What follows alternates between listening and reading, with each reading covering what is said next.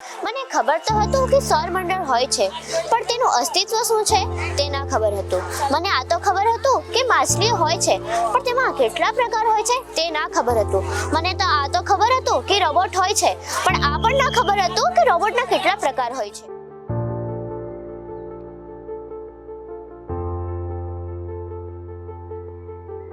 નમસ્કાર, મારું નામ છે તિવારી દિશા વિરેન્દ્રભાઈ અને મારા શાળાનું નામ છે એસપી કન્યા વિદ્યાલય આતલિયા. આજ રોજ અમે અમદાવાદ સાયન્સ સિટીની ખાતેની મુલાકાત લીધી હતી. મિત્રો, હું તો આજ કહીશ કે અહીં આવીને મને એવું લાગ્યું કે અહીંની મુલાકાત લેવી એ માત્ર અભ્યાસ પૂરતો નથી, પરંતુ આપણા જીવન દરમિયાન જેટલી પણ પ્રાયોગિક રીતો છે તેમાં પણ ખૂબ જ મોટો ફાળો છે.